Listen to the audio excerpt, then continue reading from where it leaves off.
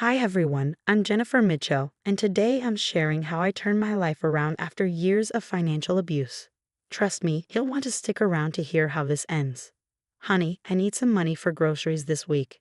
I barely looked at Jimmy as he lounged on our leather couch, the same one he spent $5,000 on without consulting me. Didn't I just give you money last week? What happened to that?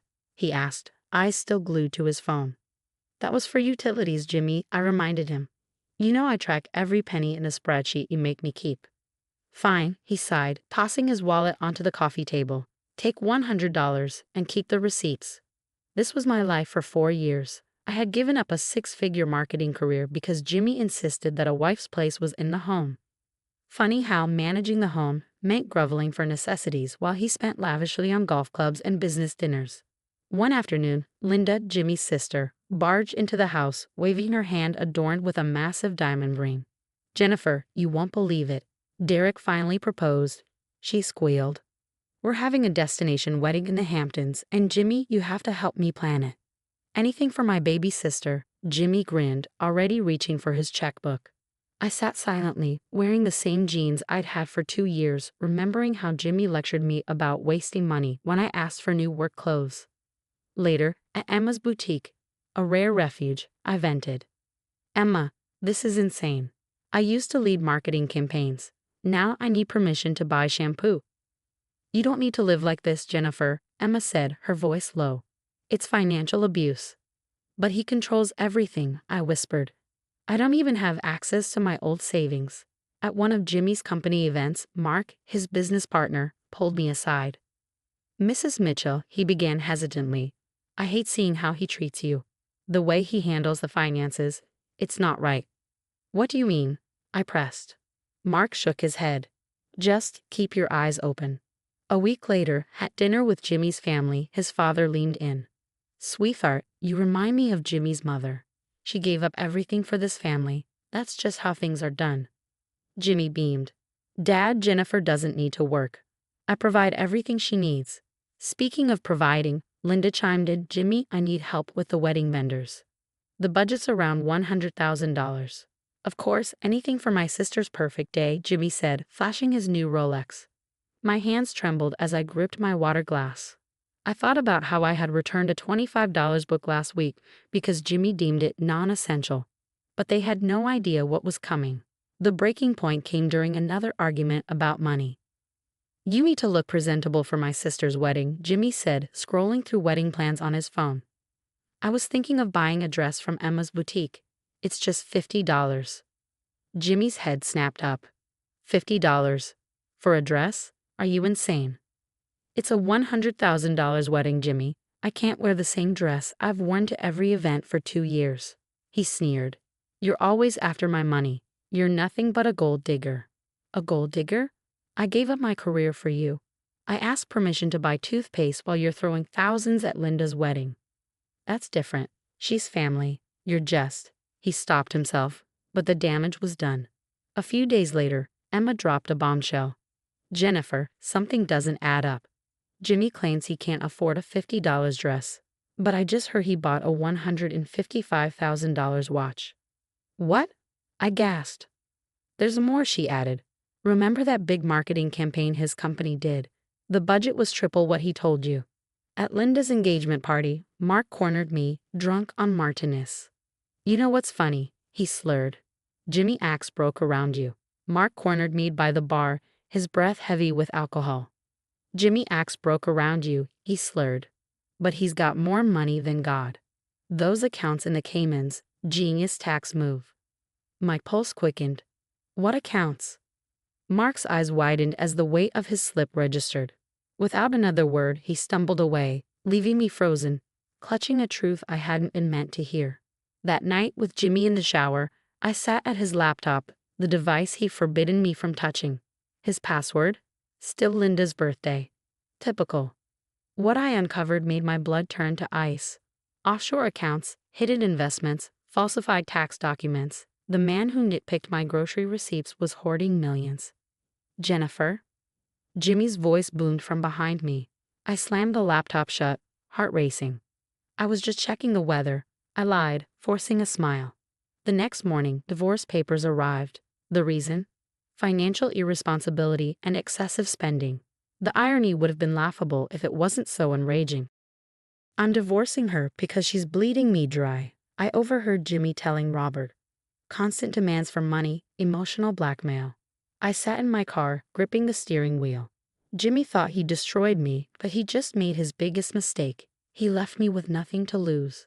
Look who I brought, Emma said, ushering a sharply dressed man into her boutique's back office. This is my brother, David Hyun. He's a forensic accountant. David scanned the documents I'd secretly photographed. Your husband's not just hiding money, he's stealing it. These transactions. Classic embezzlement. Tears welled in my eyes, but I saved the real dramatics for Jimmy. Please, I begged that evening, can we talk about the divorce? I know I've been demanding. Jimmy smirked, convinced he'd won. At least you're finally admitting it.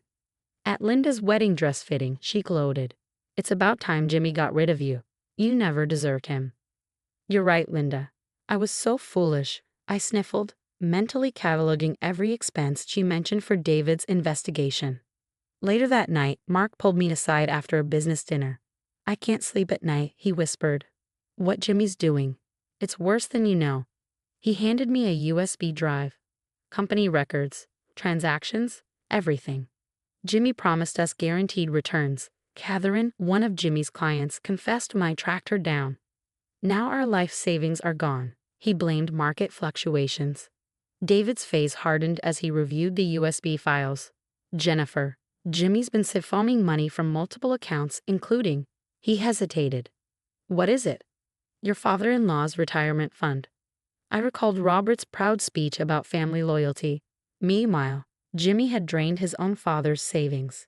The Phoenix development, Mark revealed in another clandestine meeting. Total scam. The money went straight into Jimmy's offshore accounts. At least 15 investors lost everything. Emma helped me maintain the facade of the devastated wife. Just keep playing along, she advised. Let him think he's winning. I've been so blind, I told Jimmy over dinner, watching him gloat. You were right about everything.